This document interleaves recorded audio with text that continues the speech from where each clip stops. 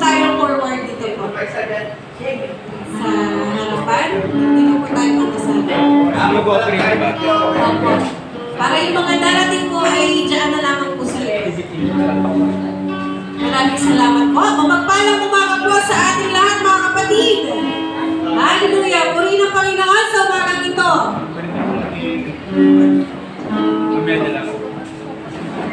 Hallelujah! Purihin ang Panginoon.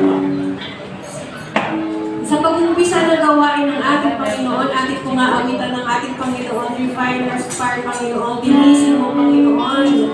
Lord, make us, Lord, a pure gold, Panginoon, sa paningin mo, Panginoon. Sa iyong tagay na, Panginoon po, itinadalangin natin, Lord. Pag-alimawi, pinalimawi sa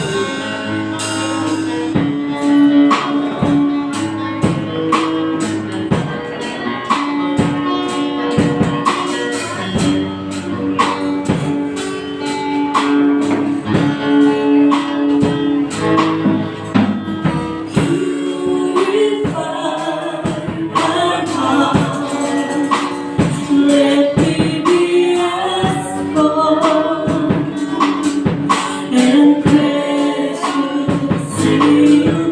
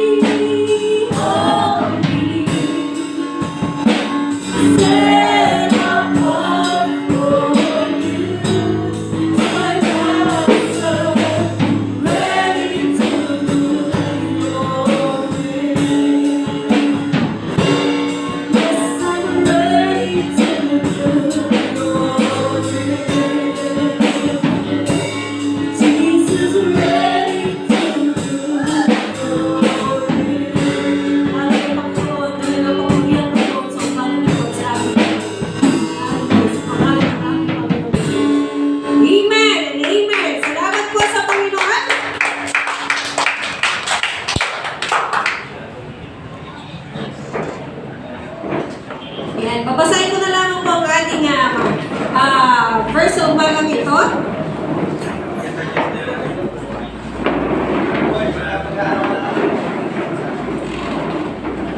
Ayan. Salamat sa Panginoon.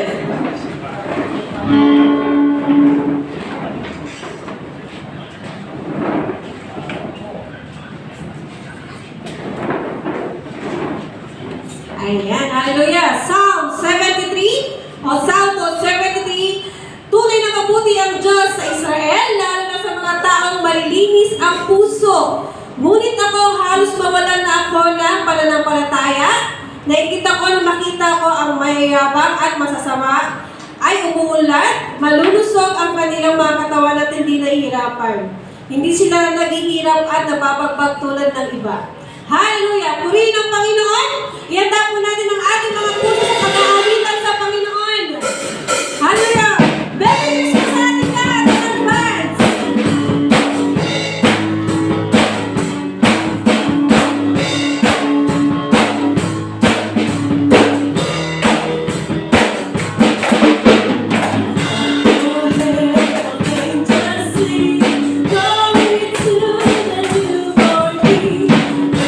Honor and mercy, my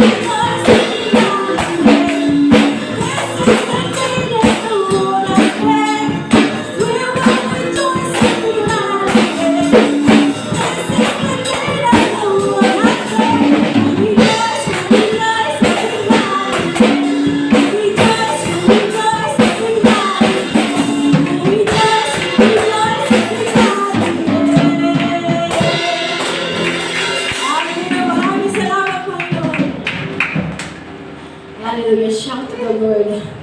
My Jesus, my Savior. There is none like the Lord for this day and forevermore.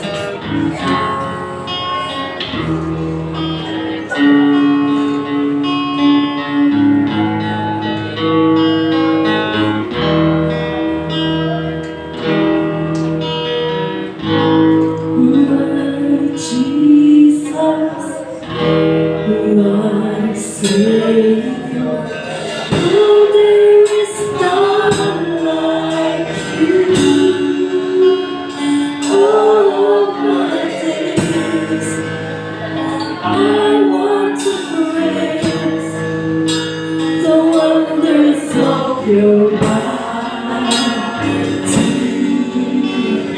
love. You're my comfort, my comfort, my shelter, tower of praise, give you strength, let me pray, and all that I am, never cease to worship. We say, oh my Jesus, my Jesus, my Savior. No, there is none like you. All of my days, I want to praise the wonders of your mighty love.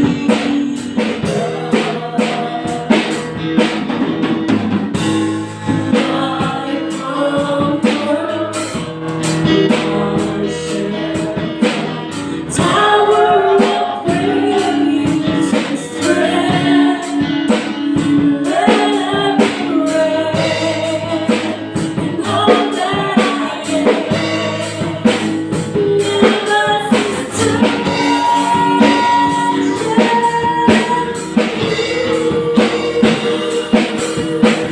Shout to the Lord, all the earth, let us sing. Power and majesty to the King. Mountains bow down and the seas will roar at the sound of your name. I sing for joy at the works of your hands. Forever and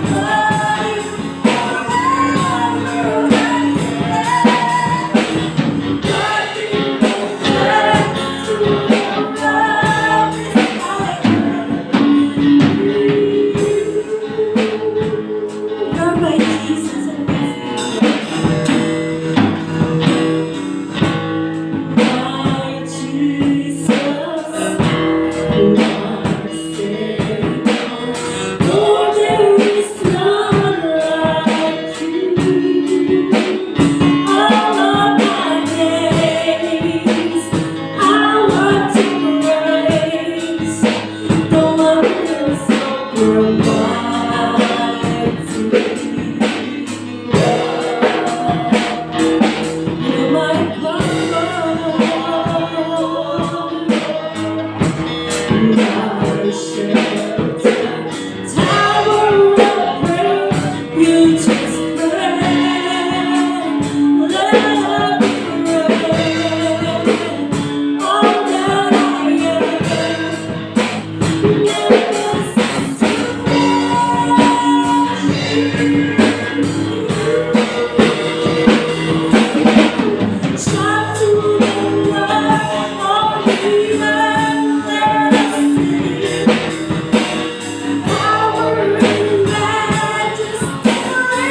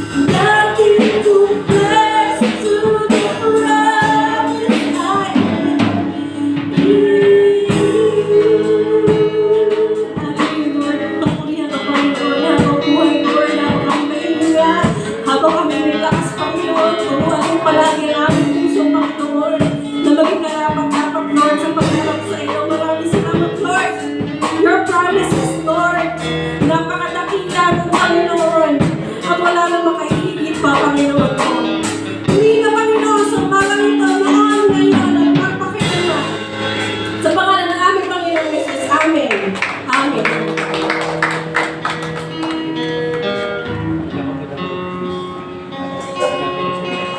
Tuloy po tayo manalangin. Panginoon, salamat po sa isang malayang pagpupuri, sa isang malayang pagsamba sa umaga po ito. Lord, patuloy po namin itataas, luwalhatiin ang iyong dakilang pangalan sa pamamagitan ng mga pasasalamat. Salamat po Lord sa umaga po ito, sa mga kapatid po namin na nagdaos ng kanilang kaarawan. Patuloy mo po silang pagpalain, patuloy mo po silang samahan, paano po sila pinagpala ng mga nakaraang taon ng kanilang buhay. Ay muli, O Diyos, ang iyong pagpapala, ang iyong pagsama, Panginoon, ang patuloy po nilang maranasan. Sa umaga po ito, Lord, salamat din sa mga kapatid po namin na nagdaos ng kanilang anibersaryo. Patuloy mo po silang, Lord, pagpalain ang kanilang pagsasama, patuloy na ang bigis ng pag-ibig at siyang manatili po sa kanila. Ikaw ang Diyos na patuloy, Lord, na sumama po sa kanila, na Lord, na naman yung kanilang pagdaan, patuloy na ang pagtatagumpay, Lord, ang kanilang maranasan. Hindi po, Lord, sa mga panalangin na binigyan mo po, Lord, ng katugunan. Salamat sa iyong pagtugon sa aming po mga panalangin, Lord, na ikaw ang Diyos na tuningan na mabuti sa lahat ng panahon. At Lord, ang mga nangahawakan sa iyong mga salita ay patuloy na hindi mo po binibigo. Salamat sa patuloy, Lord, na pagtugon sa mga kahilingan, sa mga panalangin patuloy po namin itinataas po sa umaga po ito. Kalakip ng mga pasasalamat ay ang muli ang aming pananalangin, Lord, ang paghiling sa umaga po ito.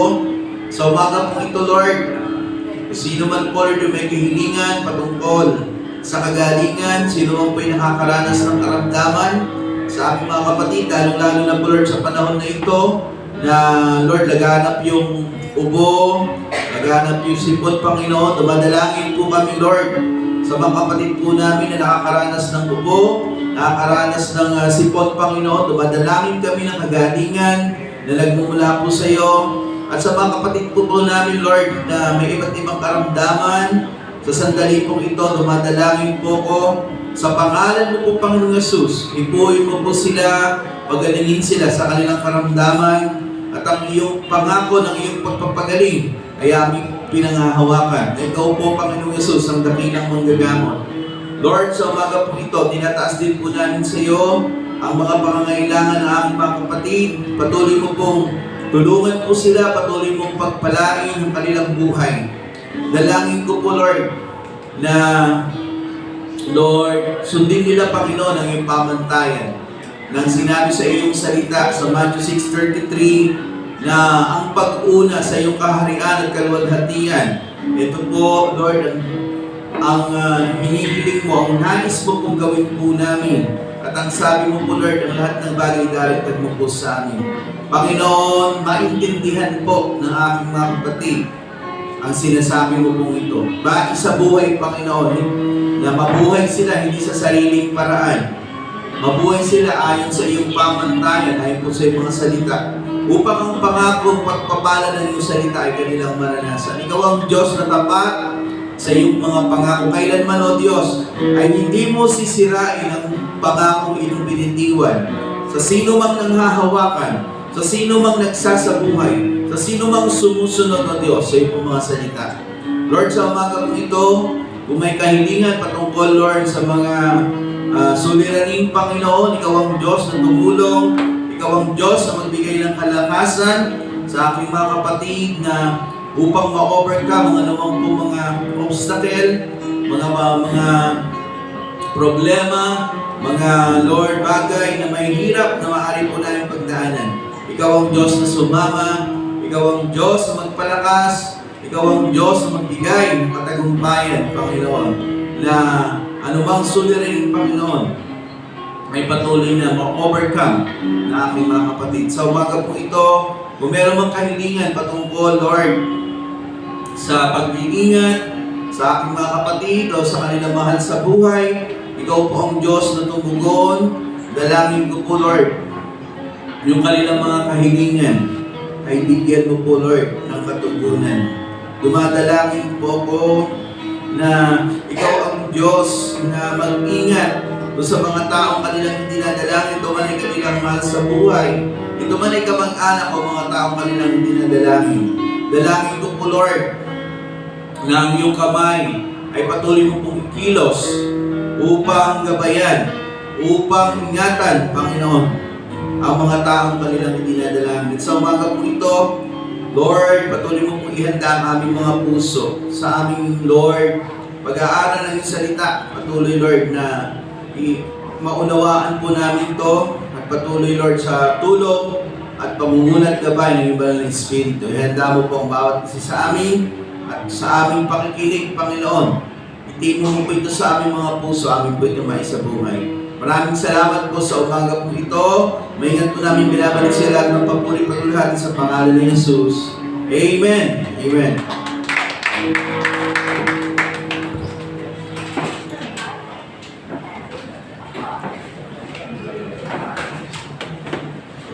Mapagpalang araw po at para naman po sa ating mga announcements.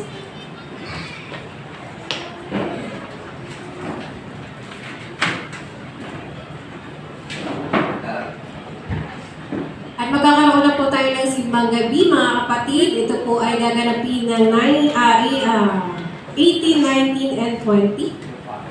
Opo, inaasahan po ang ating pagdalo, mga kapatid. Hallelujah. At magkakaroon po tayo ng Sunday service, afternoon Sunday service sa San Isidro.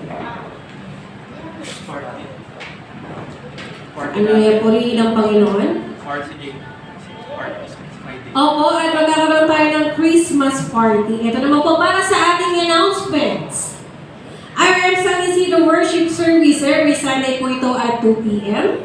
Nagkita-kita po tayo sa church. Ayan, at pupunta na po tayo sa ating San Isidro Church. At simbang gabi at 7 p.m. po ito, mga kapatid. Bitaan po natin ang ating mga kapamilya, kapatid, kaanak na umaten sa ating simbang gabi sa December 18, 19, and 20. Ang puso ng Pasko, ito po ang ating tema sa ating simbang gabi para sa ating December 8. Ang ating pong speaker, Jasmine Borbon, ang ating song leader, John Kirch, ang ating usher, Patricia La Fortesa. Special number po ang kabataan. Sa December 19 po, ang ating pong speaker, Maricar Patricio, ang ating song leader, Christian Briola. Ang ating naman pong usher, Bernard Pioquinto. At ang special number po ay YMO. Para naman po sa last night ng ating simbang gabi, ang ating pong speaker, ang ating Brother Ray Lozada, ang ating song leader, Sister Maricar Patricio, ang ating naman pong usher ay si Brother Ray Acosta, at special number po natin ay ang Calcab. Church Christmas Party, kindly approach po ang mga kababaihan, sila Sister Susan at Sister Laarni, para po sa ating sharing po at may amount po kasi to be share po natin lahat. I-approach lang po natin sila at ito po ay gaganapin sa December 22, this Friday na po siya, this coming Friday at 6 p.m. po inaasahan po na dumalo ang ating mga invite po natin yung mga kapatiran natin pa kung tayo may naiisipan na ating mga kapatiran, invite natin sila. O open naman po ito sa mga bata, pwede po natin isama mga bata. Happy Birthday Jesus offering po sa Sunday service December 24, 2023 at 9:30 a.m. Montalban Kids Christmas Party po December 28, 2023 at 3 p.m. At ito po i-update na lang po ng ating mga CE teachers. Midweek service po and prayer meeting will resume po on January na po, January 4, 2024. At para naman po sa ating mga cell group schedule, kindly approach lang po ang ating mga kapatid para sa youth, Brother Ken Kurt, sa YMO Girls, Sister Cristita Barca, sa ating YMO Boys, Brother Raydon Lozada, kalakihan Brother Ray Acosta, kababaihan Sister Susan Lozada, at sa lang po Sister Mary Joy Toquero. Ayun po. At maraming salamat po at pulin po Panginoon sa buhay po ng ating flower sponsor, ang Santos Family. At ating atin na nga pong ihanda ang ating puso't isip, ang ating syempre Bible notes. Ayan, para sa mensahe ng Panginoon na dadalhin ng ating napakasipag, ng ating napaka-pogi. Syempre, paglipod talaga ng Panginoon ay lalo nag-glow. Yes, tayo po ay gumagandang babae at gumagandang lalaki sa Panginoon. Tinatawagan po natin at purihin ang Panginoon sa buhay ng ating napakasipag na Reverend Pastor Emmanuel Castro. Okay, sige, ginalo ka sa Pasko. Ano po. So, salamat po sa Panginoon. At muli tayo po ay narito upang patuloy na magpuri, sumamba sa Panginoon. At napakahalaga po ang araw ng pagsamba. Ito po ay dapat hindi kinakalimutan. At ang linggo po ay ito yung araw na ating pong tinakda sa ating pong mga mananampalataya. Ating pong titignan sa mga Hudyo po kasi ang pinakaano po nila yung Saturday ng Old Testament time. Bakit naging linggo, Ang ating po kasing celebration, yung ating ito ay nagmula doon sa muling pagkabuhay ng Panginoon. At ang unang araw po sa mga Hudyo, sa kanila, ang unang araw po talaga is Sunday. Doon nag-i-start. Kaso tayo po kasi iba yung natin, ang start na natin Monday. Pero sa kanila, ang first day, ang unang araw ay Sunday. At yung araw ng Sunday, doon po nabuhay na muli ang ating Panginoon. Kaya tayo mga mananampalataya sa panahon po ngayon, yung Sunday ay ginawa nating special na araw o araw na itinakda upang tayo ay sumamba sa Panginoon. So bagaman busy yung panahon, kaliwat kanan po ang po ngayon, yung mga Christmas party, mga events, pero gayon pa man, ay napakahalaga po na ang ating dapat priority o priority ng mga nananampalataya, hindi dapat naaagaw yung ating Sunday worship. Dahil ito po ay itinakda para ating sambahin ang ating Diyos at the same time tayo ay makinig ng salita ng Diyos. Ayan. So, maganda pong umaga muli sa inyo pong lahat at tayo po ay mag-aaral ng salita ng Diyos sa umaga pong ito sa Aklat ng Gawa. But before that, bago ko po ito basahin, gusto lamang po banggitin dahil tayo po ay papasok sa panibagong taon, tayo po ay nagkaroon na ng tinatawag na bagong pamunuan. Bagamat hindi naman po ngayon yung outtaking, ay minabuti ko na ngayon na gawin yung aking message about sa mga tagapanguna o mga kapatiran na maglilingkod po doon po sa ating church, doon po sa grupo o core group na tinatawag po nating LCC o Local Church Council. Ayan. So mahalaga na mai-prepare natin yung ating mga sarili at ang paglilingkod po ay hindi po isang biro. Amen? Ito po ay kailangang seryosohan. Hindi lang yung napili ka. Ang importante po rito yung tinatawag po nating pagganap o pagsasakatuparan doon sa mga ministry na ating pong na iniatang po sa atin. Dahil yung mga ministry po na yan po ay ministeryo ng ating Panginoon o ng ating Diyos. Amen. Na sa bawat maglilingkod, hindi po tayo naglilingkod sa tao, kundi kanino po tayo naglilingkod? Hello, may kausap po ba? Okay, kanino po tayo naglilingkod? Sa Diyos. Kaya po yung ating pagiging kasama doon sa pagmiministeryo, ay napakahalaga dahil ito ay oportunidad ng ating paglilingkod sa Panginoon. Imagine niyo po, dami pong tao. Di ba? Sa ating mundo, daming tao. Pero, makikita po natin, pinili tayo ng Panginoon para gamitin niya ayon po sa kanyang layunin. Sige po, kung kayo po ay may Biblia, atin pong tunghayan yung mga talata na atin pong babasahin. Ipagpaumanhin niyo po kung hindi ko po mailalagay yung iba pang detalye doon sa aking PowerPoint. Wala po akong, hindi kasi ako sanay pang gumawa, hindi ako marunong, no? Dati nakakagawa ko, ngayon nakalimutan ko na. So kailangan ko mag-aral muli. Ano po? So yung version po niya, hindi ko po alam kung parang late masyado, no? Okay, babasahin ko na lang po dito yung talata. Dito po sa Aklat ng Gawa, mga kapatid, dito po tayo mag-aaral. Gawa, Kapitulo 6, talatang 1 hanggang 7. Tayo po lahat ay magsitayo para po sa paggalang sa pagbasa ng salita ng Panginoon. Acts chapter 6, verse 1 to 7. Gawa, Kapitulo 6, talatang 1 hanggang 7. Kung inyo pong nakita na, aking pong babasahin dito po sa aking Biblia, sa Tagalog version. Sabi niya po dito, Gawa, Kapitulo 6, talatang 1 hanggang 7, ang pagpili sa 7 tagapaglingkod. Nang panahong iyon, marami ang mga sumasampalataya at nagreklamo ang mga Helenista laban sa mga Hebreo. Sinabi nilang ang mga babaeng balo sa pangkat nila ay napapabayaan sa pang-araw-araw na pamamahagi ng ikabubuhay.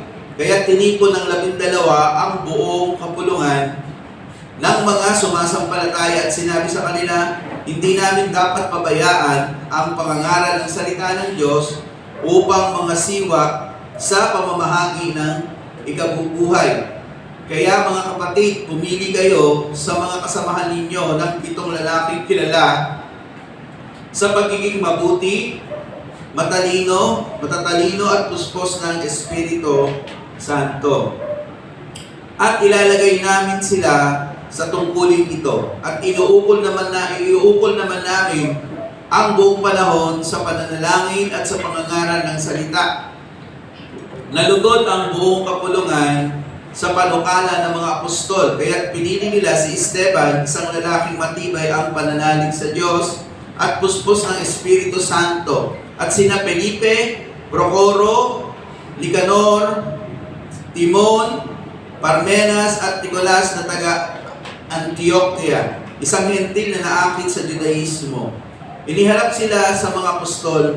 Sila ipinanalangin ng mga ito at pinatungan ng kamay. Patuloy na lumaganap ang salita ng Diyos at ang sumasampalataya ay parami ng parami sa Jerusalem at maging ang mga saserdote. Marami ang sumampalataya. Pinagpala ng Diyos ang kanyang mga salita. Tayo po'y sumandaling manalangin. Banal na Diyos, sa umaga po ito, pagpalain mo po kami sa aming pag-aaral. Ang iyong mga salita ay patuloy na kumilos po sa amin. Ang iyong Lord, mga salita, ay patuloy, Lord, na mangusap po sa aming puso, sa aming buhay. Dalangin ko po, Lord, na ang pagkaunawa sa iyong mga salita, ang siyang pagkaloob po sa amin sa pangunguna at paggabay ng iyong banal na Espiritu. Maraming po salamat sa pangalan ni Jesus. Amen. Okay, pwede na po kayong maupo. So dito po sa ating binasa, makikita po natin na merong problema, kasi may ministry na silang ginagawa. Meron silang ministry, yung namamahagi ng mga binibigyan nila ng tulong sa mga pangangailangan ng mga, particularly yung mga babaeng balo. Pag sinabing balo kasi wala na itong mga asawa. Ayan. So yung mga Helenista naman, yung mga Helenista po, ito po ay mga may ibang paniniwalang mga grupo po ito. So naging parang napunan nila, silitan nila yung nangyayari na sabi nila napapabayaan yung mga babaeng balo. Ito naman po ay tinugunan ng mga alagad. Pero sabi ng mga alagad, hindi namin pwedeng pabayaan yung pangangaral ng salita ng Diyos. So ang ginawa po nilang paraan, ano yung ginawa nilang paraan? Ang mabuting pumili. Yan. So pumili sila sa karamihan ng mga mananampalataya upang italaga doon sa tungkulin para sila naman bilang mga alagad ay mag-concentrate po saan? doon sa kanilang mga trabaho talaga, yung pangangaral ng salita ng Diyos, pagbabahagi ng salita ng Diyos. So nakapili po sila at doon sa kanilang mga pinili, meron pong mga katangiang tinitignan. Yung binanggit po doon sa ating binasa. So, yun po ang kanilang itinalaga na mangunguna ng mga na mamumuno para hindi maging magulo. Ayan, kasi hindi sila organized, may nakakapansin tuloy yung mga ibang mga Hudyo na merong paniniwalang Hellenista. Kasi yung Hellenista po kasi is meron silang ibang teaching, pag pinag-aralan mo. But anyway, hindi na po natin tatalakayin yon. Basta yan yung nature po nila. Sila ay may iba pang paniniwala. Kaya tinawag sa Hellenist ang tawag po sa kanila. So ito yung mga nakapansin. Kaya binigyan nila ng tugon ng mga mananampalataya yung problema, yung demand o yung sinasabi ng mga ito. At binigyan ng tinatawag na kaayusan.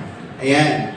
So sa panahon din po nagkaroon din siya ng problema, Nung panahon ni Moises kasi yung pamumuno niya, sobrang ang dami na ng mga pamumunuan. So tinuruan siya na pumili ng mga leader. Okay. Para hindi naman siya sobrang exhausted. Sobrang pagod kasi sobrang dami na nakasalita, paano pamumunahan yon. So pumili ngayon siya ng dahil may nag-advise sa kanya, kaya pumili siya ng mga ititita talaga at naging maayos ang lahat. So sa madaling salita, itong mga ganitong mga gawain, nangangailangan talaga ng mga tao na gagawa doon sa particular na mga gawain, may kinalaman doon sa kanilang nung panahon sa kanilang samahan. Sa panahon po natin ngayon, yung pangangailangan naman po sa ating church. Yung tinatawag po nating church administration.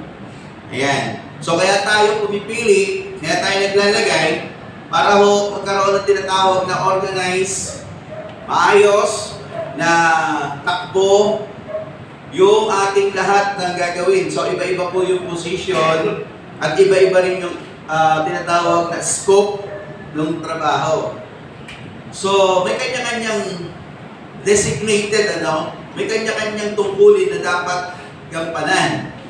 Ibig sabihin, tinatalaga sa tungkulin na ito para gampanan ng may kahusayan yung bawat tungkulin para po saan? Sa ikalalago ng tinatawag po nating iglesia. So nung sila ay nag-i-start, meron problema, pero nabigyan ng solusyon dahil meron mga itinalaga at hindi nila napabayaan ngayon yung pangangaral ng salita ng Diyos. Kasi ganito po, kung hindi sila pipili, yung kanilang oras ay maaagaw at makukonsumo doon lang sa pag-aasikaso. Ang mangyayari naman ngayon, yung atas ng Panginoon sa kanilang mangaral ay ito naman ngayon yung magkakaroon ng problema. So ibig sabihin, yung paglalagay ng mga tao, ng mga leader, mamumuno, ay solusyon para magkaroon ng tinatawag na kaayusan o mag-function yung bawat simbahan.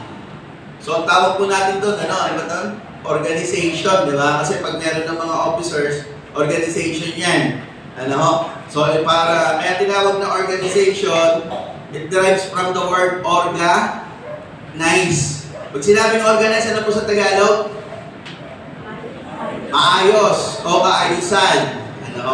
So, kaya pag sinabi organization, may makikita ka dyan nakalagay sets of officers. Di ba? Meron pang mga yung head, tapos makita mo yung anong tawag dito? Yung chart ng organizational chart na tinatawag. Ayan. So sa panahon po natin, ganun din po, naglalagay po tayo at makikita po natin, based on sa experience natin, kapag walang tao, ang hirap na gumalaw, ang hirap kumilos kasi kulang, yung gaganap Kaya nagpupuno tayo, naglalagay tayo doon sa mga posisyon na kailangang may magpatuloy at may gumanap po nito. So ito po yung ating titignan sa ating pag-aaral. So umaga po ito, pinamagatan po natin ito, pinili upang maglingkod. Sabihin nyo nga po, pinili upang maglingkod. Ayan. So, yung bawat inilalagay po ng Diyos ay may katungkulan na dapat gampanan. Ano po? So, napakahalaga po nun na dapat nating tugunan, hindi lang dahil naupo ka dyan, kasi meron kang pananagutan. Ang tawag po itong pananagutan sa Diyos, doon sa mga katungkulan na dapat mong gampanan. Kaya yung katungkulan po, hindi yan pinagsasawalang bahala. Binibigyan talaga yan ng panahon, pinag-iisipan niya kung paano mo gagawin. Tutugon ka dyan na may sigasig upang magampanan mo ng buong kahusayan yung iyong posisyon o anumang mga katungkulan na iniatang sa iyo. So, tingnan po natin mahalagang bagay po dito sa ating pag-aaral. Tatlong bagay po yung ating titignan. Una po, dito sa ating pinili upang maglingkod, pinili dahil sa mga pangangailangan ng iglesia. Okay. So, pumipili tayo kasi merong needs. No? May kailangan yung church. Kung atin titignan, susubukan natin na walang leadership, walang basta dito na lang tayo, anything goes, yun yun ang mangyayari. Magulo. Di ba? Okay, sa ayuda nga lang di ba? Pag hindi organisado, pag ayuda, mamimigay ng ayuda, ano nangyayari sa kanila? Okay. Ang gulo, pag walang nagmamanage, no? Pag walang mga officer na kumontrol sa crowd, alam niyo po, nagkakaroon pa lang tinatawag na stampede na naalala ko rin yung sa ano ba yun? Wawawin ba yun? Yung maraming mga namatay din. Di ba kasi nagkakaroon yung mga tao? Di ba? Walang kulang kulang sa pag-organize. Kulang yung mga officer na magkaano sa mga tao. Parang yung mga tao nung magsalang nung pinabayaan nila, ang ano nangyari? Okay, nagkagulo-gulo, nagkos pa ng pagkasawik ng iba. So, napakahalaga yung may mga nagmamanage at ito ay iniluluklok ng Diyos dahil doon sa tinatawag na pangangailangan ng iglesia. So, sabi niya rito, bakit kailangan ng mga leader o tagapanguna sa iglesia? Okay, sabi niya po dito, dahil ang iglesia ay may iba't ibang gawain na nangangailangan ng mga tagapangasiwa na mangunguna tungo sa isang maayos na sistema. Ayun yung kailangan ng church. Mangangasiwa sila. Okay. So, ano ba sa isang translation yung mangangasiwa? Sa Tagalog, mamamahala. Ayan. Baka hindi kasi maintindihan ng mga ibang ano ba yung mangangasiwa? Mamamahala. So, yung katungkulan mo, ikaw yung may doon. Ikaw yung may pananagutan. Amen. So ito naman katungkulan po natin sa church. Ito po ay ginagawa po natin para po sa kapurihan ng ating Panginoon. Amen. So tignan natin mahalagang bagay. Sabi niya rito, upang gumawang may kaayusan ang iglesia o church. Yun yung dahilan. Para maging maganda, organize. Di ba? May sistema. Sabi nga, kasi pag organize, maganda yung takbo, maayos. Unlike kung walang tagapanguna, masyadong magulo. Hindi magiging maganda yung sistema. Sabi niya po rito, kapag may mga tagapanguna, ito ay nagre-resulta ng maganda. Amen. Ano po yung mga makikita po natin doon kapag may tagapanguna? Ano yung nagiging resulta? Maaasikaso ang lahat ng gawain. Amen. So, ang hirap po di ba, pagka walang nakalagay sa position na ito, di ba? Nagkukulang, parang ganito yung parte ng katawan, di ba? Isang buong katawan ka, ngayon wala kang isang kamay, ang hirap po pumilos, di ba? Okay. Kasi ganyan po yung function ating pong leadership, para tayong isang katawan, iba-iba yung parte na kailangan nagpa-function at magagawa ng maayos yung mga gawain. Maasikaso ang lahat ng gawain, ano pa po? Mayroong tiyak na gaganap sa malaki o maliit bang gawain. Ayan. Hindi pinag-uusapan dito ano ba yung position mo. Okay? So, hindi pinag-uusapan dito, mas ano ako sa inyo, mas, ano tawag ito, superior. Mas mababa lang katungkulan mo, hindi ganun. Kung inilagay ka ng Diyos, maliit man o malaki, hindi sukatan yung klase ng posisyon. Ang sinusukat po doon yung, ano ba yung puso mo doon sa ministeryong ibinigay sa iyo. Kahit naman kasi nasa posisyon ka, hindi mo naman ginagawa, what is the sense na meron kang posisyon, but hindi ka nagpa-function? Mahalaga po yung pag-function natin. It's not the position, it's about yung ating tinatawag na paglilingkod sa Panginoon. Amen? Kasi, ang pinaglilingkuran natin ay ang Panginoon. Hindi dahil sa posisyon. Tingnan niyo po, sa labas, di ba? Sa gobyerno, ano yung pinag-aagawan? Yung mataas na posisyon. Why?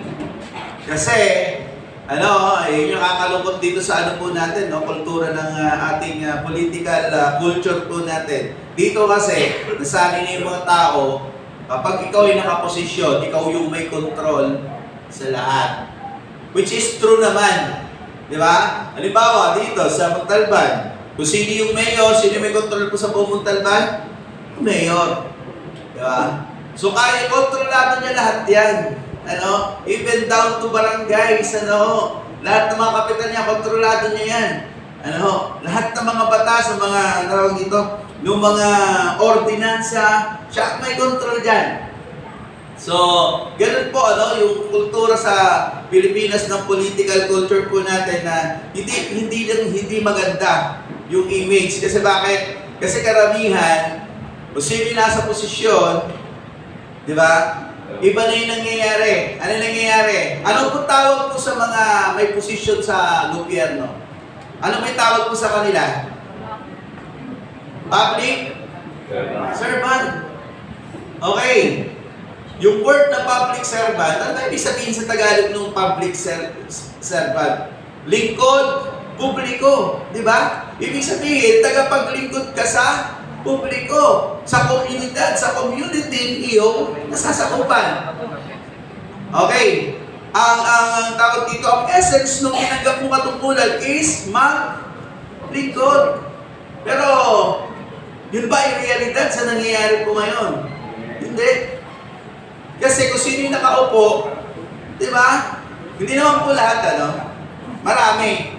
Kung baga sa mas marami yung ganon, kaysa sa mga totoo talagang nasa posisyon na talagang gumagawa. Sila yung pinaglilingkuran ng taong bayan. Di ba? At kapag nagpagawa ng project ang mga politiko, ano nilalagay po nila? Nilalagay yung kanilang pangalan. Parang galing sa kanila yung pera. Ang tanong, yung pinapagawa nila galing ba sa kanilang pera? Hindi galing sa kanila yun. Galing sa buwis ng tao yun. Tapos ilalagay mo yung pangalan mo, parang ang dating ikaw yung nagpagawa galing sa bulsa mo. Di ba? Okay. So yung pangalan, kita mo, laki-laki, di ba? Okay. So, dapat yung nilalagay, ito ay proyekto ng ganitong sa ilalim ng administrasyon, di ganito. Dapat ganon. Hindi yung, tawag dito, this building, ay itong building nito pinagawa ni. Okay, pag nakakita ako sabi ko, ano ba naman to? Di ba? At yung pangalan nila. Dapat ang recognize po doon, yung government. So, pinagawa sa ilalim ng gobyerno ng ganitong sa pamumuno. Yun lang. Ganun. Hindi yung ilalagay yung pangalan mo. This project, di ba? Itong proyekto na ito ay ginawa ni. Okay. Natural lang naman yun mag-project sila kasi may budget. Tama? pangit naman, wala kang project. Pero huwag mo ilagay yung, sorry, doon sa mga ano, no? Ako kasi, parang dapat tama yung nakalagay. Kasi lahat na yata na nakita ako sa establishment, pangalan talaga yun ng ano yung nilalagay, ano? Which is, dapat i-correct, no? Dapat ang nakalagay doon, ito yung nataitayo to, dahil sa, ito yung gobyerno ng ganitong lugar, sa pamumuno. Ganon. Okay, so yung tama. So sa labas, yung binabanggit ko kanina, no? Pinag-aagawan yung, ano po, posisyon. Pero nakakalungkot minsan sa loob ng church, parang, di ba? Parang ikaw na. Okay. Pero sa labas, ako na. Di ba? Pero pag sa loob ng church, ikaw na. Okay. So, saan ba masarap maglingkod? Di ba? Ang pinakamasarap po maglingkod sa Diyos. Amen? Okay. Ang pinakamasarap maglingkod sa Diyos po. At ang paglilingkod po natin, ito ay para sa Diyos. Kung naglilingkod tayo sa Diyos, ito po ay isang pribilehiyo para ating tugunan. Ano po yung ating paglilingkod na ginagawa. Okay, so yung makikita natin, yung pangalawa, no, may tiyak na gaganap sa malaki o maliit mang gawain. Ano pa po? May iwasan ng pagkakaroon ng iba't ibang suliranin. Yun po yung maganda. Kasi alam niyo yung suliranin, lumilitaw yan kapag walang tumutugon eh. Di ba? Halimbawa kung walang nakaupo, mapagpabayaan. Di ba? Kasi kailangan yun eh. Ano? Kaya minsan nangyayari po sa atin, nagkakaroon tayo ng tinatawag na dual na katungkulan. No? Kasi di naman pa rin tayo gano'ng marami. Bagamat may mga miyembro tayo, syempre tinitingnan po natin yung commitment. Hindi naman tayo pwedeng lagay lang ng lagay. At meron din tayong pamantayan na tinitingnan. Ayon po doon sa ating saligan. So ito yung maganda, na may iwasan yung suliranin. Ang suliranin kasi, nangyayari po yan kapag walang tumutugon talaga doon. Doon sa posisyon na kailangan sa loob ng iglesia. Ano pa po? Magkakaroon ng tuloy-tuloy at sistematikong pagsulong ang church. Ayan. Kapag nagagampanan ng buong sigasig ng bawat mga officers o itinalaga o pinili sa church, alam nyo, nagiging maganda ang takbo ng church. Kasi yung lahat ng position niya, may kinalaman sa pagpapalago ng iglesia. Hindi lang nilalagay natin dahil kailangan din. May purpose, may kailangan gawin. No? Ito ay para sa sistematikong pagsulong ng church. Sabi niya po rito, ang pagpili ng iglesia sa mga leader, ang pagpili ng iglesia sa mga leader ay isang malaking karangalan at oportunidad sapagkat ang bawat pinili ay naglilingkod sa kaharian ng Diyos.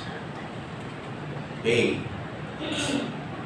So, yung paglilingkod, actually meron din binanggit doon sa aklat ng Pedro about sa leadership. Maglingkod ka na hindi mabigat sa iyong loob, kundi buong pusong paglilingkod, hindi sa masakin, sabi niya, nahangarin, kundi sa kasiyahang makapaglingkod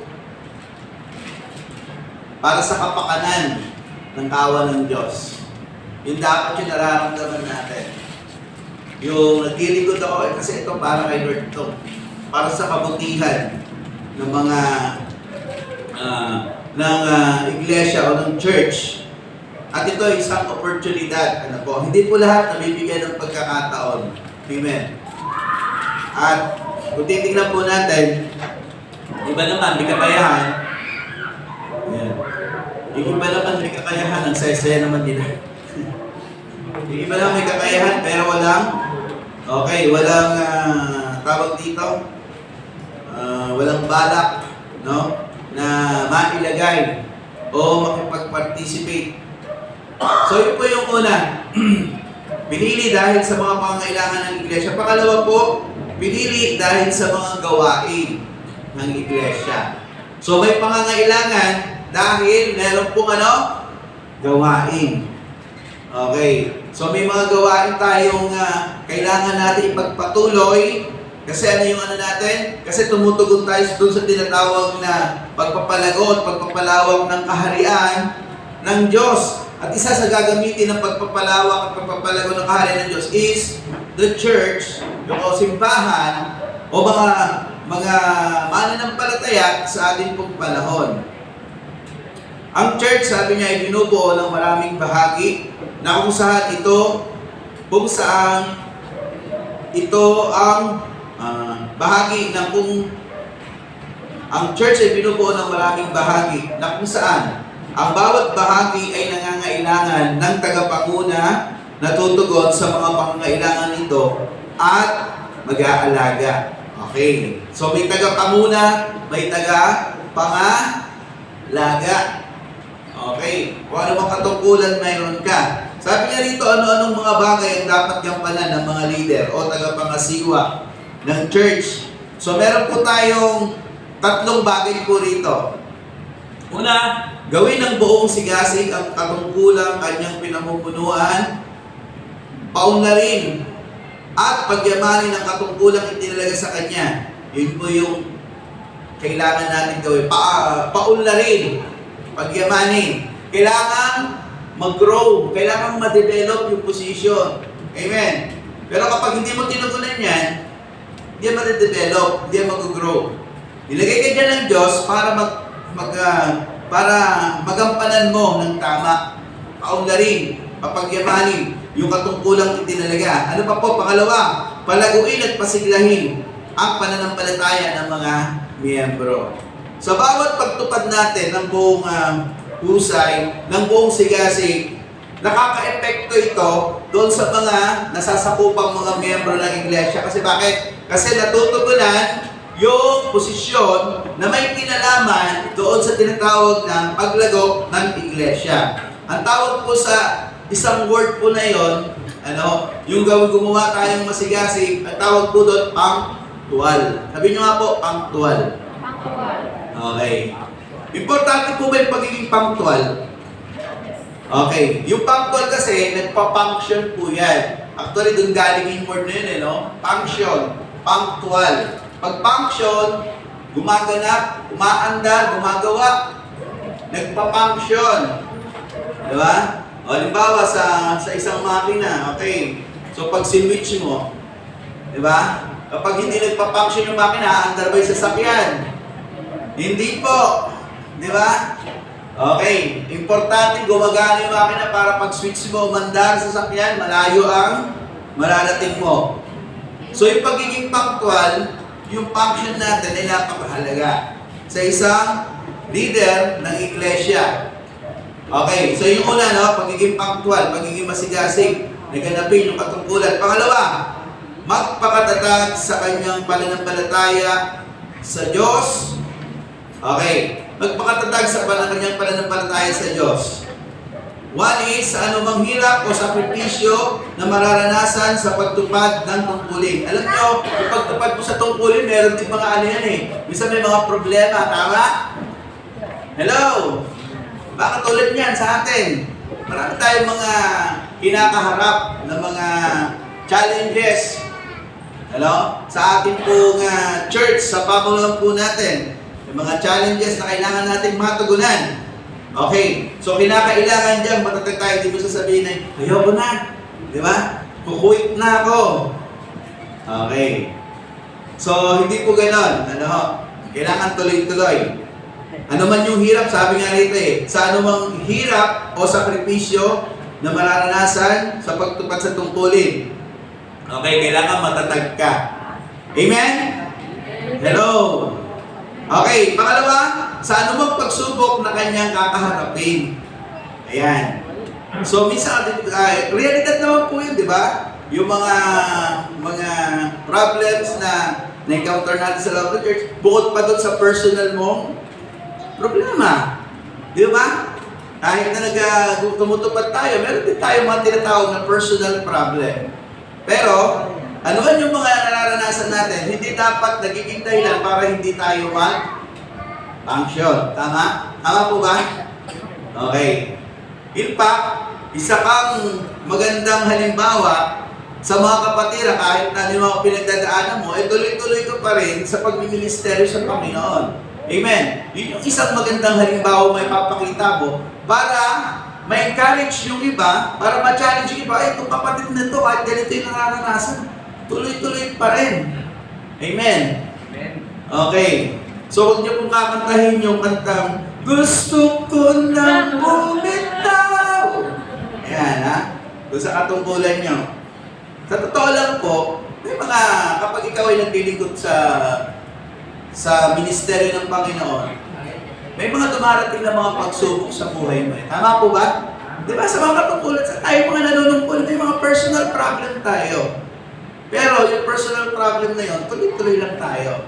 Huwag maging dahilan para mawala tayo sa pagmiministeryo. Amen? Kundi, maging hamon pa sa atin, Lord, kahit ano yung pinagdadaanan ko, kahit may problema ako, Lord, maglilingkod ako sa iyo, magpapaksyon ako, gagawin ko yung kaya ko para sa kapurihan ng iyong dakilang pangalan. Amen. Okay, so yung unang word kanina, isang word, punctual. Pangalawang word naman po is consistent. Amen. Dapat sa isang leader, ikaw ay punctual, ikaw ay consistent.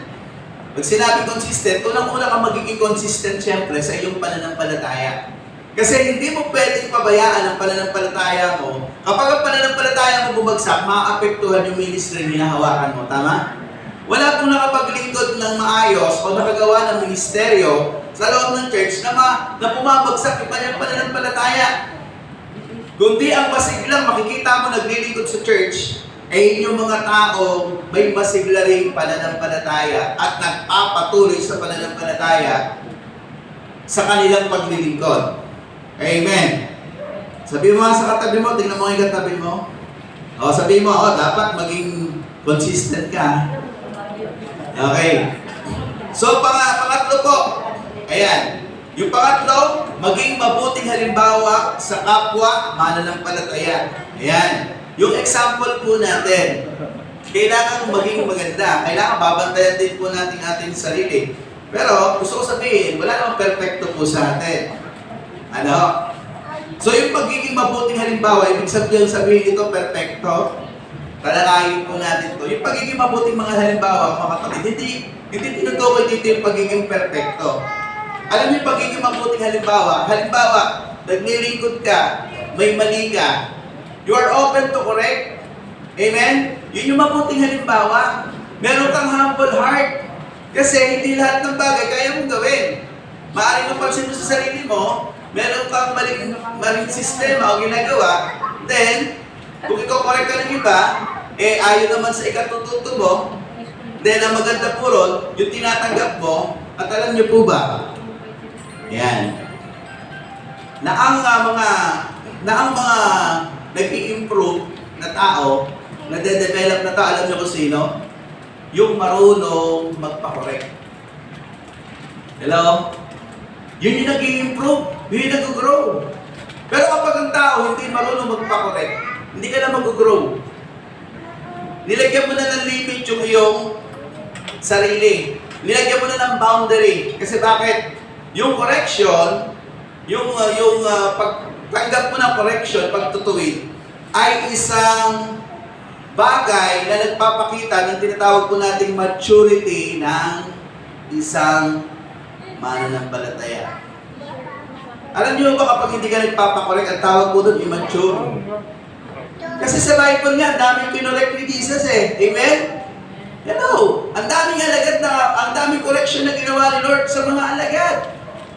O ano ba niyo yun? 12 disciples. Pero sinabi ni Lord, sige, bayaan mo na, okay lang yan. Hindi.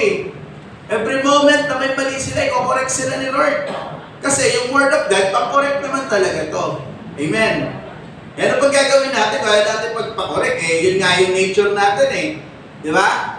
Na tayo mga tao, talagang dumadating minsan, di ba?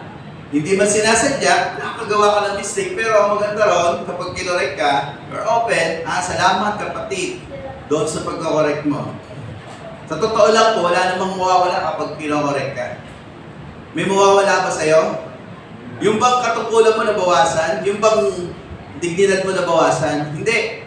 But, ganito pa nga nangyayari eh. Kapag kinokorek ka, hindi ka rin papakorek, mas nababawasan yung iyong dignidad. Kapag ikaw ay marunong tumanaw ng correction, mas tumataas yung tinatawag na dignidad mo. Hindi siya bumababa. Wala po ako nakitang tumaas ang dignidad sa mga taong hindi marunong magpakorek. Malapay bumababa yung kanilang dignidad. Why?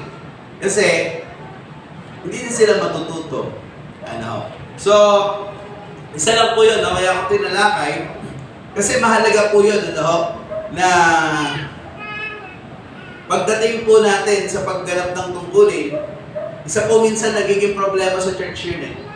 Di ba? Minsan ang galing-galing, mahusay. Di ba? Ang galing-galing sa trabaho ginagawa. Pero nung kinorek, ano nangyari? Nawala na. Okay. So, mahirap yun. Tsaka ganito, mahirap yung kukorek mo. Tapos, ibabalik mo dun sa nagkukorek sa'yo yung nasabi, gano'n eh, di ba? Na sila nga, ganyan eh. Ikaw nga, paano ikukorek yung mga gano'n? Di ba? Okay. So, dapat, ang laging sa isang tao, mahalaga po yung tinatawag na meron tayong heart na marunong makinig. Amen? Kapag ang tao po, mga kapatid, hindi marunong makinig, hindi na matututo. Hindi na mag-grow. Hindi na siya ang pakikinig po is a learning lesson po sa atin. Kasi yung sinasabi sa atin, papakinabangan po natin. Amen? So yun yung maganda po ron. So tingnan po natin to. Yung magiging mabuting halimbawa sa kapwa mananampalataya, pagiging masipag sa pagtupad ng tungkulin. Kailangan po yan. Amen. Yung pagiging masipag po natin, sinabing pagiging masipag, talagang gagampanan po natin. Meron tayong time. May oras tayo na ginagawa natin. Sa sarili natin, meron tayong oras na tinitignan natin kung ano ba yung mga gagawin natin. Mahirap naman po ganito. Kung ikaw ay nasa posisyon, lagi ka na lang i-remind. Di ba? Parang, ano ba to? Di ba? Ikaw ay nasa posisyon, tapos itong tao nagre-remind. Kasi, the moment na ikaw ibibigyan, bibigyan ka naman ng scope ng posisyon. Doon sa saligan po natin, tama? At yung posisyon, scope eh. So, mas maganda kung ginagampanan mo na, mahirap po yung i-remind ka lagi, mas mahirap po yun. Ibig sabihin yun, yung pagiging punctual, nagkakaroon ka ng problema. So, mahalaga na tutukan natin. Titingnan natin lagi yung position natin. Huwag natin hayaang mag-suffer. Di ba? Yung onting bagay lang, di ba? Pagpapaalam ka, hindi naman kailangan magpaalam, hindi naman importante. Nangangailangan tugunan mo yung posisyon.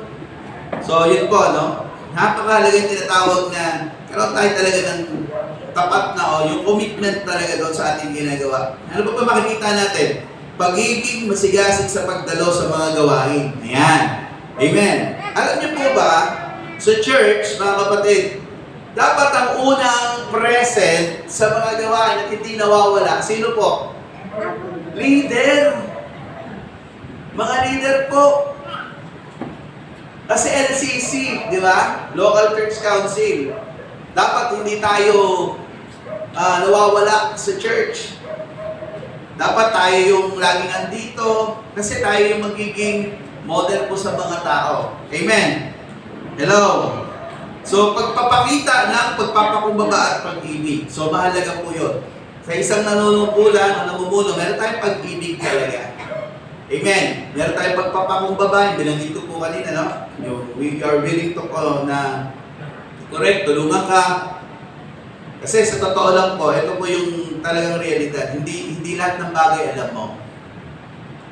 May mga taong magagaling na nai-intimidate ka lang minsan kapag, di ba, kinokorek ka.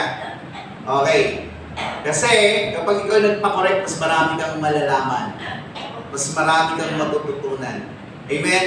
Laging kailangan ang namumuna, lagi natin isip, hindi ko lahat alam. But I will do my best at handa akong open ako sa suggestion o kung tutulungan man mo, correct ako para mas lalo ako matuto. Okay. So yung kanina, punctual. Sumunod yung pong pangalawang word, ano po yun? Consistent. Yung panghuli word po is model. Maging model ka, hindi yung lalakad-lakad ng gano'n. Hindi po yun, ha? Okay, rap model po ang tawag doon. Yung model, modelo, sa pagiging, sa pamumuno, dito po sa church. Ano, imomodelo mo, yung iyong katungkulan. At gaganapin mo, gagawin mo yung mga katangian na kailangan para doon sa maayos na pagganap mo. At kapag ginawa mo ito, alam niyo po, talagang ang laking tulong. Amen. Yun naman talaga yung ano natin eh. Na makatulong tayo, magawa natin best natin para sa kapurihan ng ating Panginoon. Okay, panghuli po. Pwede ba makainin ng tubig? Baka mainom ko ito. Tawag dito. Alcohol. Ano, salamat, Rainier. Isang baso pala lang.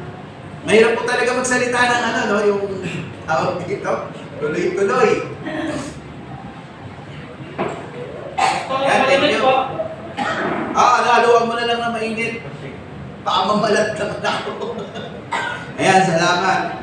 Okay, pangatlo po. Sige po, recap po muna natin ay yung una.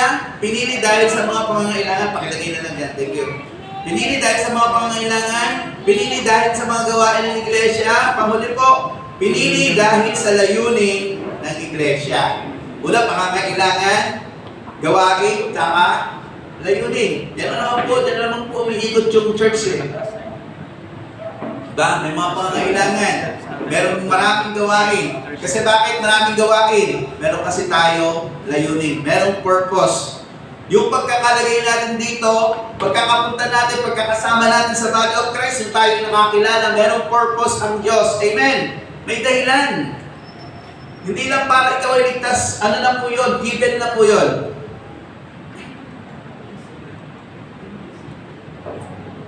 Ano po? Ang purpose ay para magamit ka ni Lord. Amen. So pinili dahil sa layunin ng iglesia. Ano-ano ang mga pangunahing layunin ng church sa pagpili ng mga leader? Upang upang magpalaganap ng salita ng Diyos. Pangalawa, upang palawakin ang kaharian ng Diyos. Okay. So sabi niya po rito, kailangan ng leader sa iglesia na makakatuwang sa pagpapalaganap ng salita ng Diyos. Okay. So hindi lang po yung katungkulan po natin, no? Doon tayo nagpa-function. Dapat, isa rin sa binibigyan natin ang importansya ay yung pagbabahagi din natin, makatuwang tayo sa pagbabahagi ng salita ng Diyos. Amen. So lahat kasi, tandaan po natin lahat tayo, kailangan natin gawin po yung pagbabahagi ng salita ng Diyos. Mga leader na makakasama sa pagtuturo ng salita ng Diyos. Amen.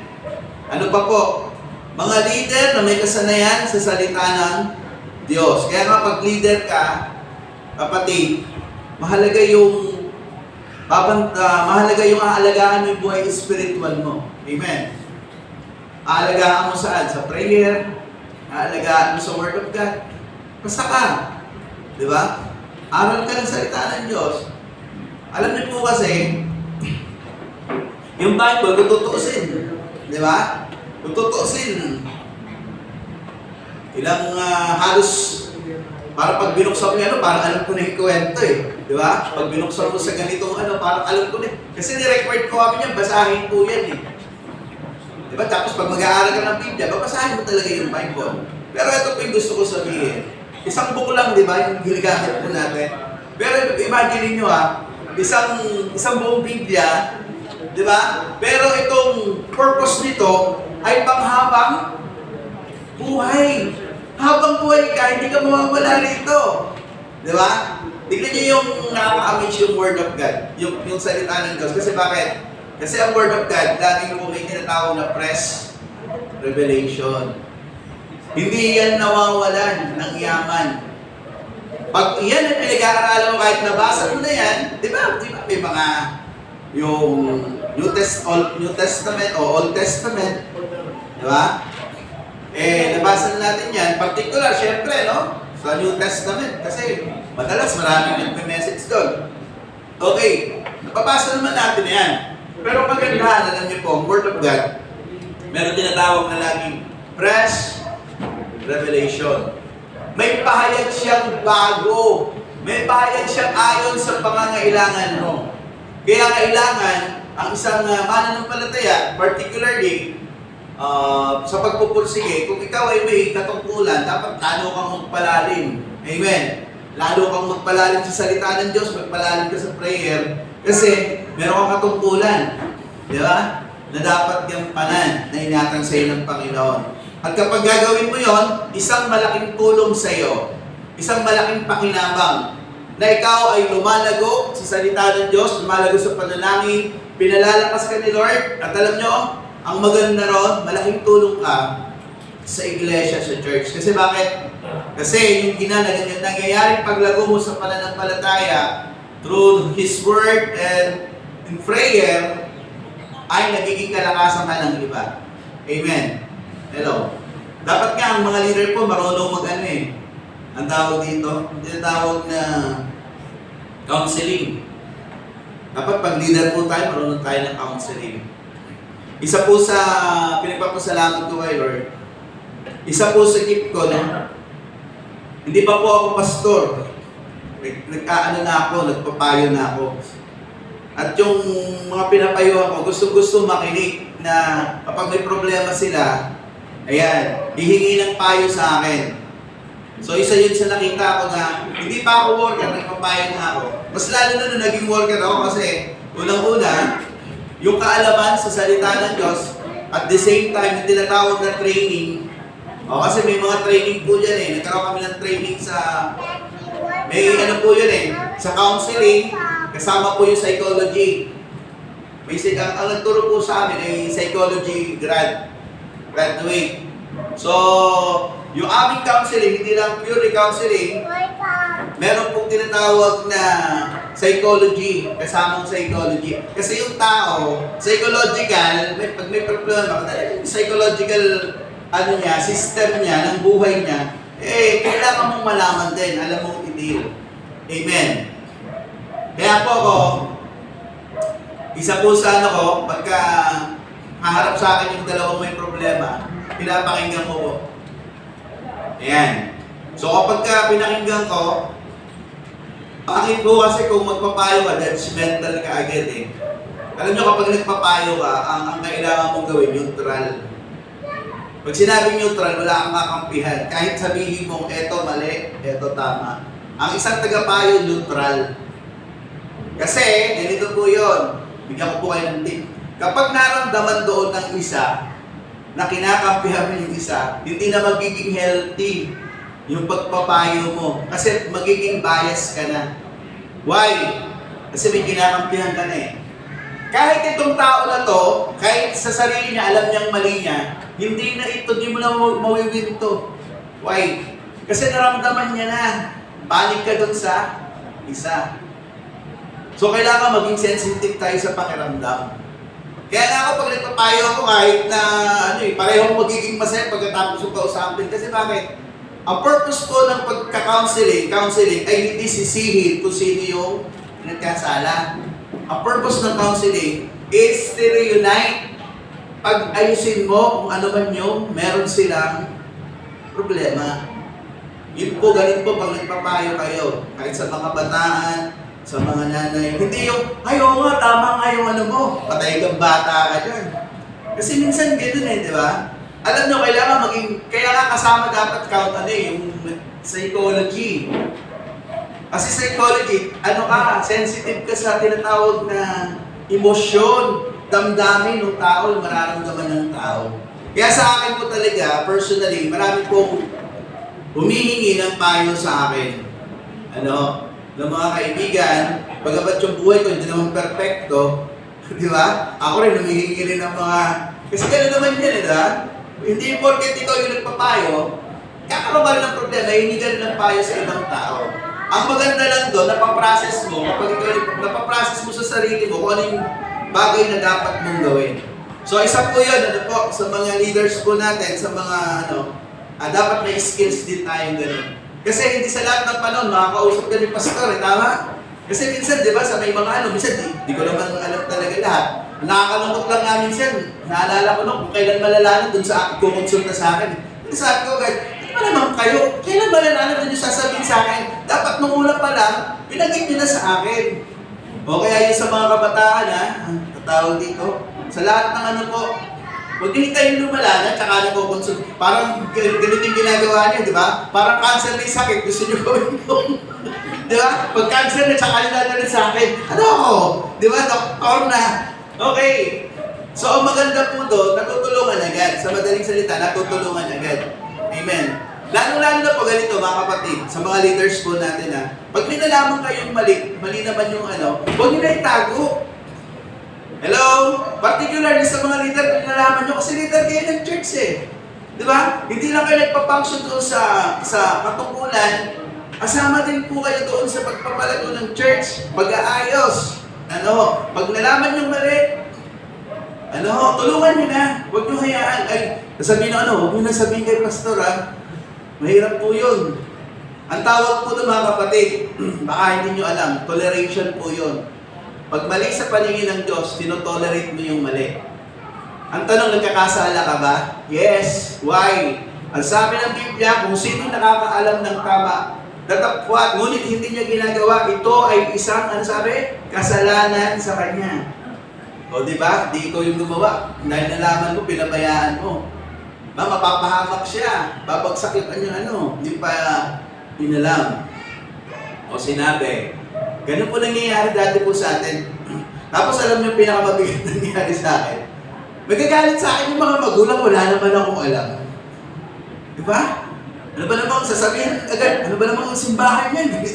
Sabi ko, nagturo ba tayo ng masama?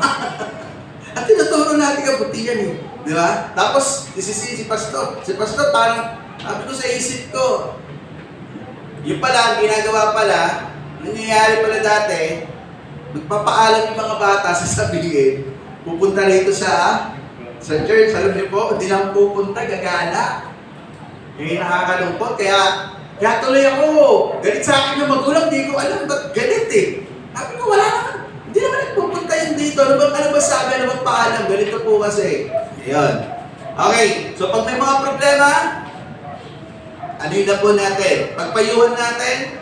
Pero kung nakikita natin, sa mga leaders po hindi lang doon sa LCC, kasi ang ina-up natin yung leadership even sa mga leader doon po sa ating mga cell group. Pagka nakikita nyo kailangan kailangan kong makausap, sabihin nyo na po, huwag nyo nang palalain. Kasi pag lumala, at saka nyo ilalapit sa akin, ba't nyo pa pinatagal? Mas mahirap po kasi gumawa ng solusyon kapag mas malala. Amen? Mas mahirap ng solusyonan. Habang hindi pa ganun ka-worse yung sabihin nyo, pwede nyo naman po ako kausapin. Huwag ko kayong mahiya. Amen? Huwag ko kayong mahiya kasi yun naman talaga yung gusto ko tumulong. Mas nakakalungkot yun, di ba? Pagka hindi kayo natulungan.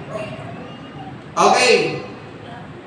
So, mga leader na may kasanayan sa salita ng Diyos, may kaalaman sa pag-ebanghelyo, may kaalaman sa pagpapahayag ng salita ng Diyos, mga leader na handang magturo at magsanay sa iba. Okay. So, gawain po natin yan.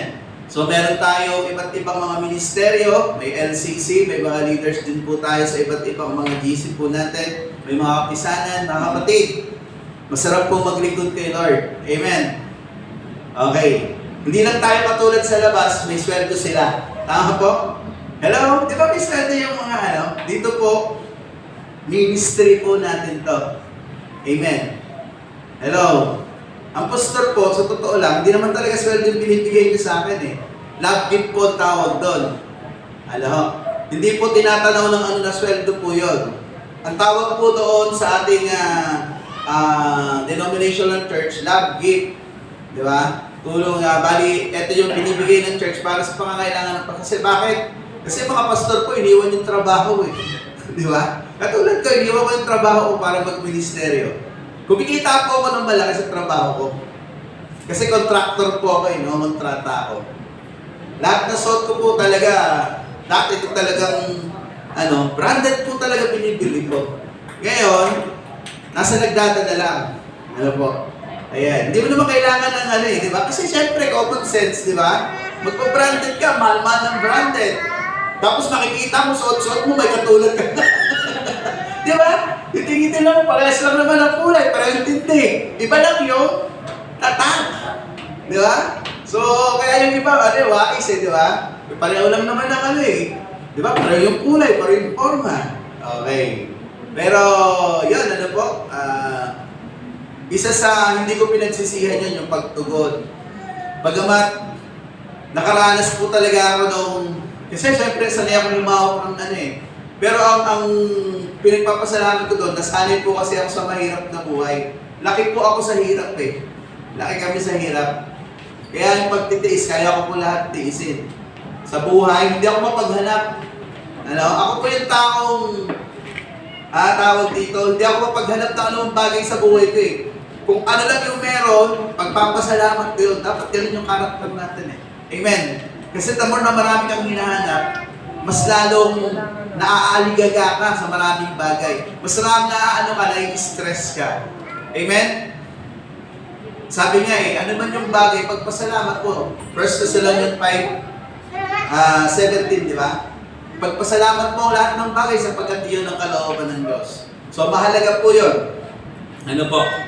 Na tayong mga mananampalataya, ay patuloy na nagtuturo sa mga tao, ano man yung mga pangangailangan natin, si Lord po bahala doon. Amen.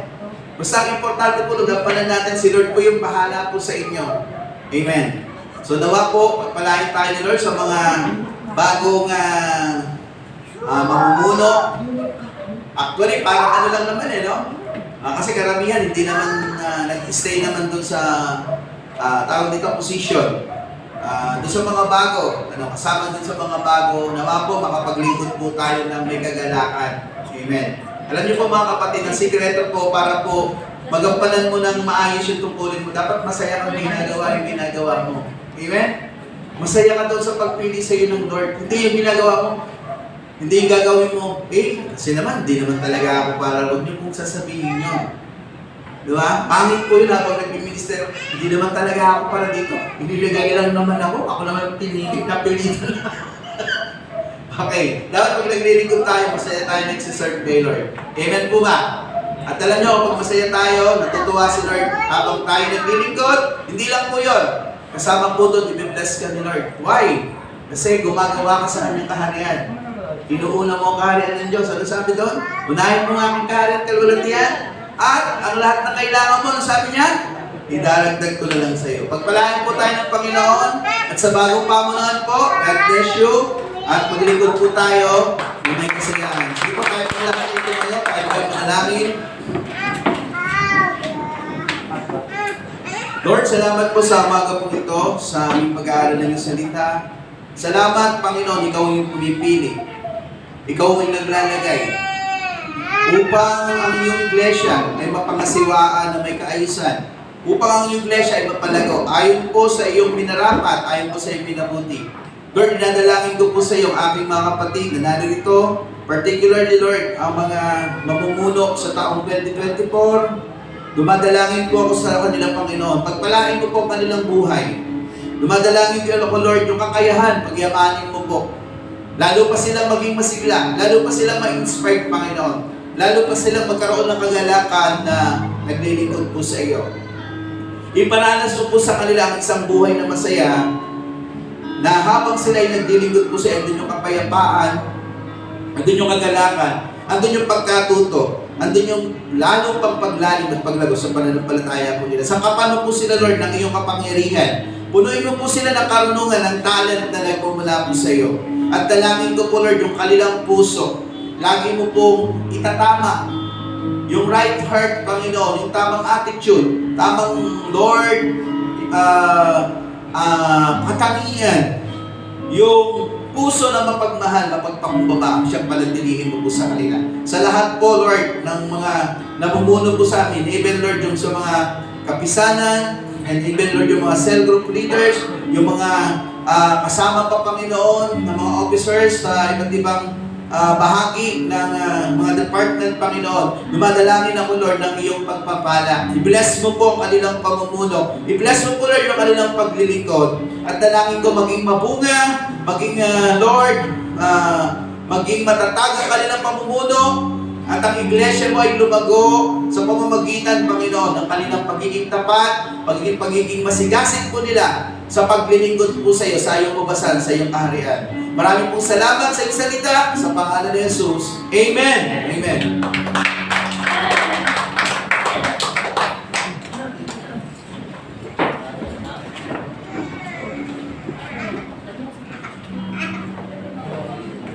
Sandali po pala na, may announce lang po ako.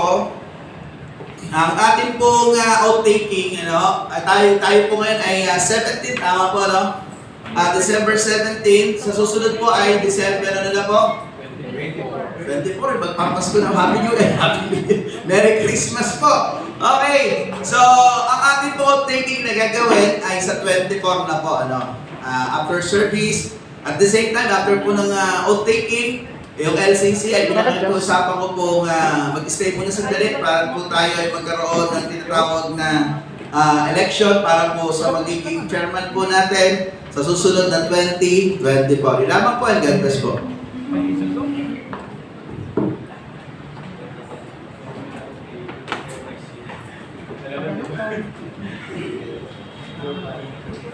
Para naman po sa ating and offering encouragement po, tinatawagan po natin ng ating Brother Ray Acosta at ang ating naman pong usher, Sister Jasmine Borbon. Sige pa, punta ka doon. Pagpunta sa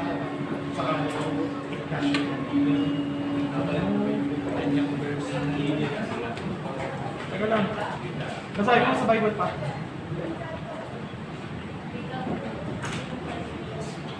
Yung ating text ng Purim na encouragement ay matatagpuan natin ito sa aklat na Genesis chapter 28 verse 24. Sangkayin kayo sa lugar na ito, tayo ang po ng mga batong alaalang ito, at iaray ko sa inyo ang ikapo na anumang pagkaloob ninyo sa akin. Ito po ay panahon pa ng Jacob. Si Jacob ito wala pa ang Israel. Ang Israel ang gagaling kay Jacob. So, nung time na yun na si Jacob ay sinabi niya sa Diyos na ipagkaloob, ano man ipagkaloob ninyo sa akin ay ipagkaloob ko ang ikapo. So, nag-ikapo na si Jacob nung time na yun ng wala pa Israel. So, ganun din tayo po. Hindi ako tayo ano man ipagkaloob sa atin ng Panginoon, ay mag-ikapo rin. Kailangan din natin magbalik sa atin. Kasi yun yung lahat na sa atin ay galing din sa Panginoon. So, yung parang pagmamahal na natin na magbalik din tayo sa kanila. Yun ang po sa tungkol sa ibang ikapo.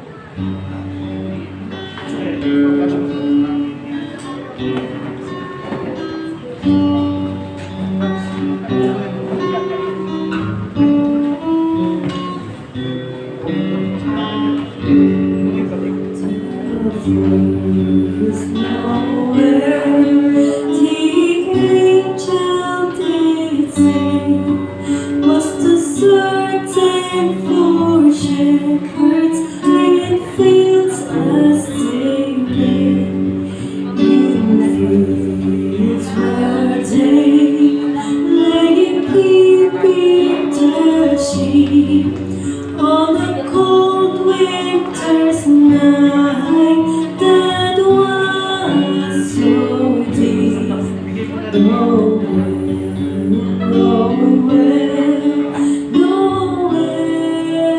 nowhere, born is the King of Israel. Sige po, ipanalangin po natin ang ating mga handog. Ayan, maraming salamat po Panginoon sa mga handog na ito, Lord. Naghahandog at nagbibigay po kami sa inyo, Panginoon, dahil Mahal po namin kayo, Panginoon. Lord, gamitin niyo po ito sa pagpapalago ng inyong iglesia. I-bless niyo po ang bawat isa sa araw-araw na kanilang ginagawa at pinagkukunan ng pang-araw-araw. Maraming salamat po, Panginoon, sa pangalan ni Jesus. Amen.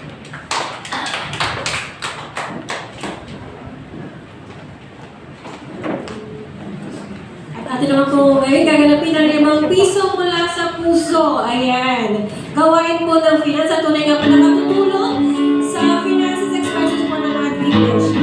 Iglesia ng ating Panginoon.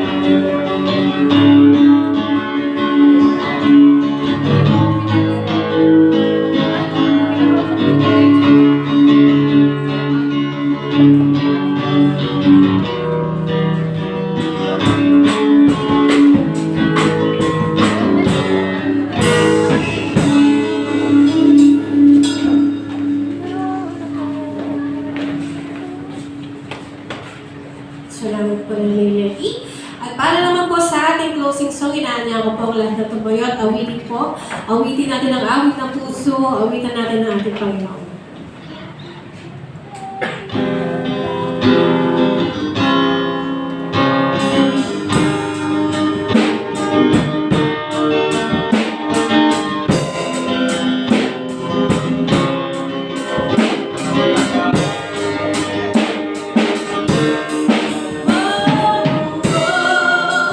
Pupurihin ka sa sayo ng tao.